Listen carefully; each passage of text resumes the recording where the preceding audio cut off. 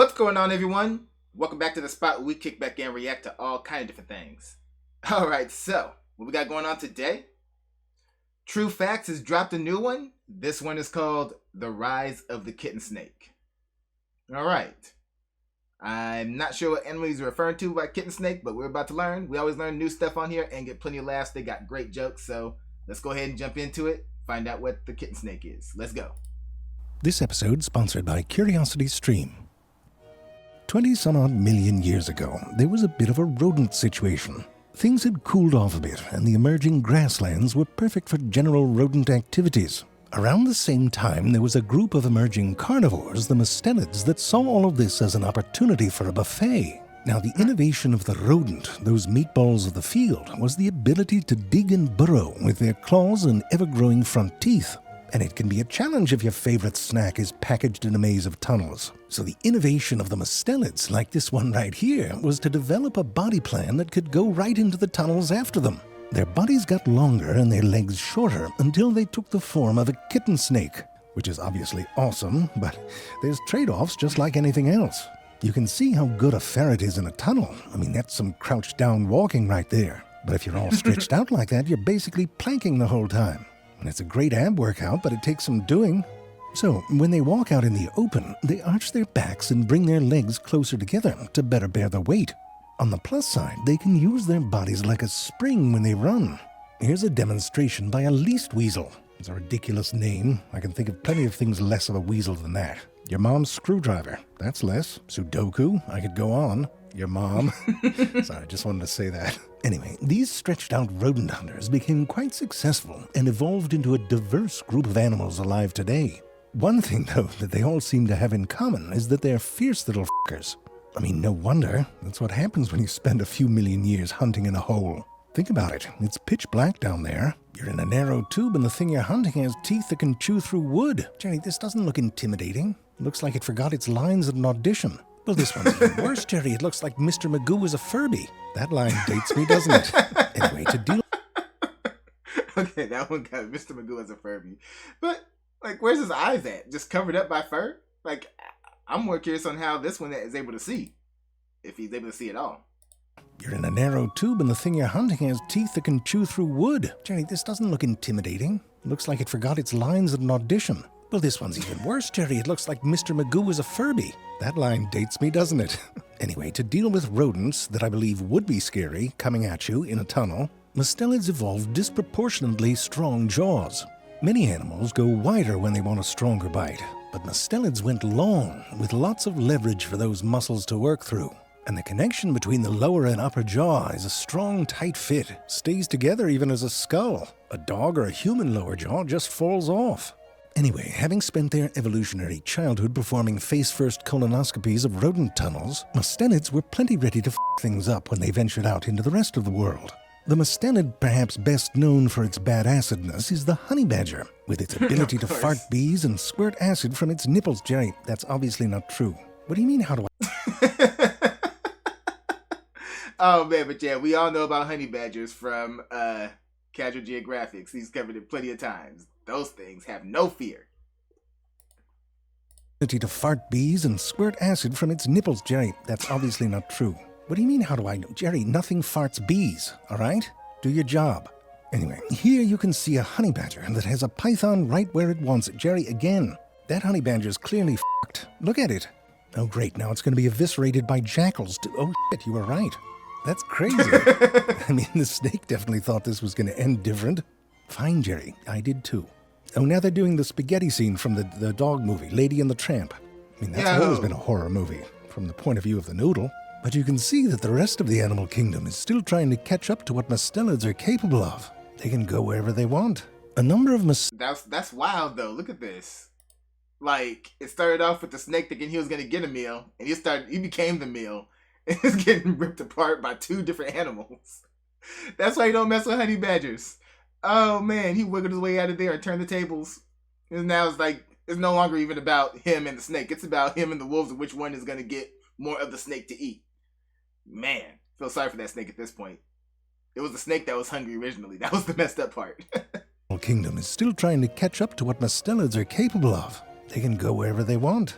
A number of mustelids followed the rodents into the forests, like these stoats who were filmed by the naturalist Robert E. Fuller, who's very good at what he does.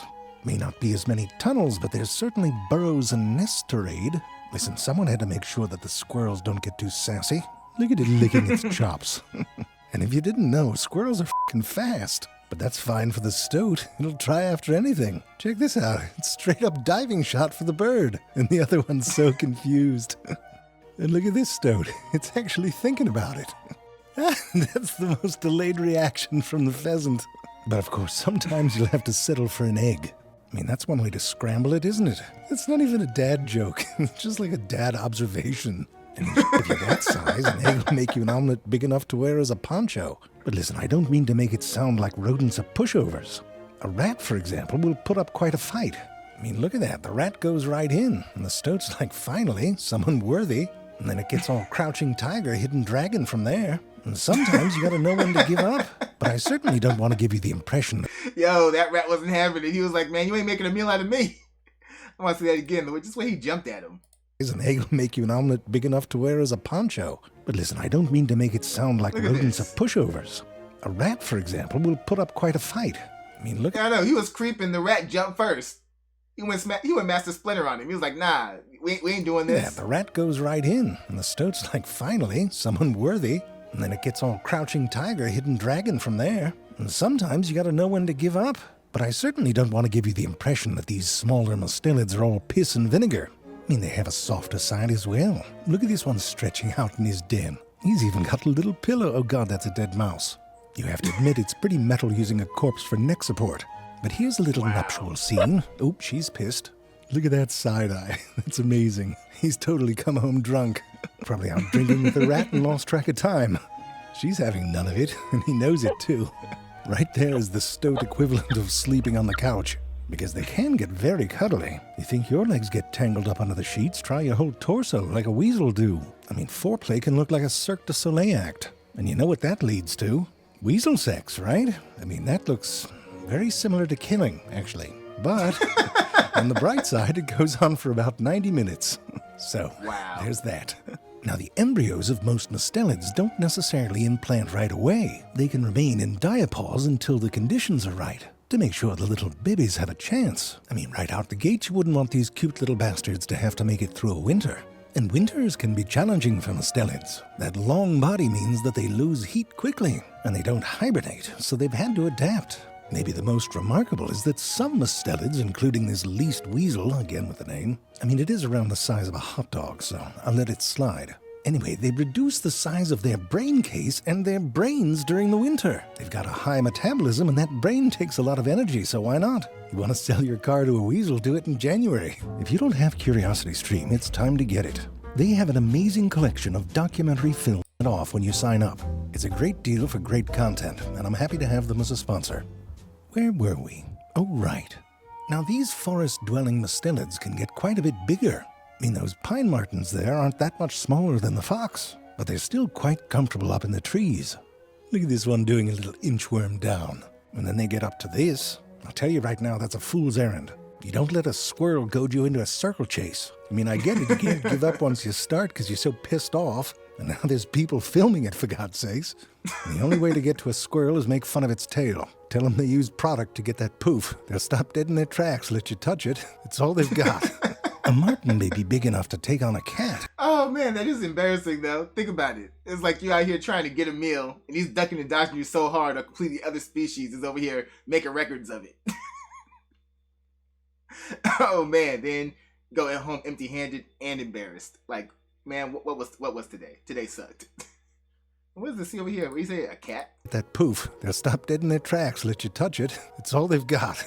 A marten may be big enough to take on a cat, but mustelids get bigger still. The wolverine, for example, went full bear, with an incredible stocky build and the ability to fart bees. God damn it, Jerry. You didn't do research, did you? And I don't want to say it again. Nothing farts bees. Do you have anything about the wolverine? It looks kind of like a bear. I just said that. Forget it. Just move on to badgers. In addition to the honeyed variety, there's a number of flavors of badger. I want to get more information on the wolverine, though. Like, why is it not a bear but looks like a bear? That's crazy. there. Some of them more related than others. They're all into eyeliner, but the European badger took it a bit far, in my opinion. All badgers have the ability to fart. Jerry, you deleted the word bees just now, didn't you? Whatever, at least this way it's true. Anyway, a long time ago, the badgers said, I'm tired of going into someone else's hole. I don't want someone else's hole, I want my own hole. And I want to wear sweatpants all the time. So they changed their body into a pair of sweatpants. And they learned how to dig with their incredibly long claws. Their claws are so long that the badger wonders why a certain character is named after a wolverine and not a badger. Look at him right there. It's bullshit. Anyway, unlike other mustelids, badgers do dig their own hole. I think because the name wouldn't fit as well. Imagine Wolverine walking around as the Badger. Doesn't hit as hard. It just doesn't hit as hard. We're keeping the name as is. And they're nice big holes, too. Don't have to squat down all the time. And speaking of squatting, they don't poop in there. They go outside to poop. Civilized, right? And I'll tell you, if you need help burying a body, call a badger.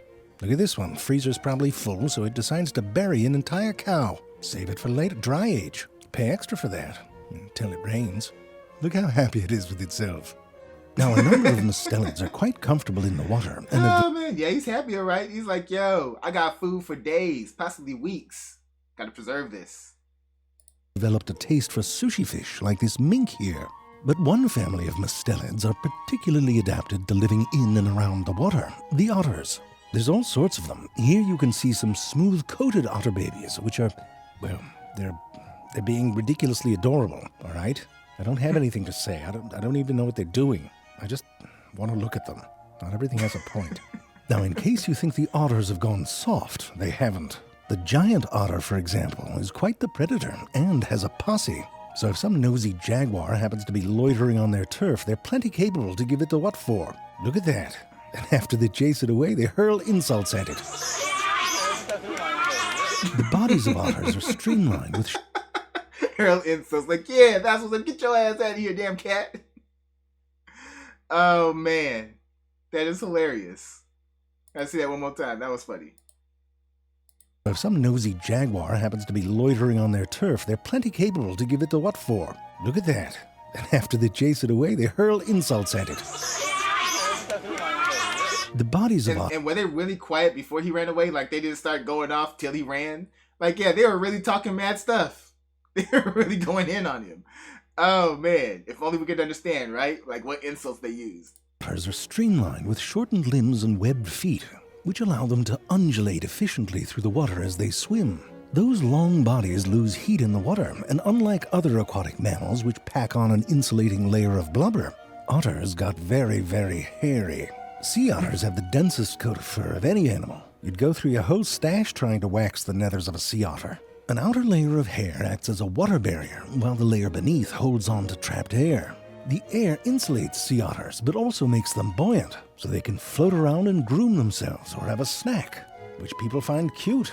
Even though if I do the same thing, but on a couch, naked with a bag of chips propped up on my tum-tums, for some reason I look pathetic. It's a double standard and it's bullshit. Anyway, they can open clams with rocks. Apparently you get an award for that too. Sorry, this whole thing put me in a mood. Jerry, what else do they do? They have the ability... No. I don't even understand how you think it would be possible.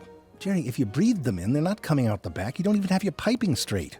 Listen, even if you swallowed 1,000 bees and somehow survived the internal trauma, the most that would happen, Jerry, is you would crap out some dead bees. Well, sure, stepping in it might hurt, but stepping in is something you avoid with or without the bees, Jerry. Well, I'm sad that it doesn't exist, too. I'd love to fart some bees. You could do a sort of John Wayne thing, like, kid, I dare you to pull my finger, and then just let them go. You wouldn't want to have to pull your pants down every time, though. You get sort of like a doggy door or a flap, but you know, the size of a bee. Oh, wow. Epic rant at the end. I love it. Oh, man. So, yeah. We call them kitten snakes, but yeah, they are little badasses. All right, y'all. Well, that's going to do it for that one. So, y'all know what to do. Go down in the comment section. Let me know what y'all thought about this one. Let me know what you'd like to see me react to next. Hit that like button before you go. Share this video with everyone you know. And subscribe if you haven't done so already, all right? So, till next time, take care of yourselves. And I'm out of here.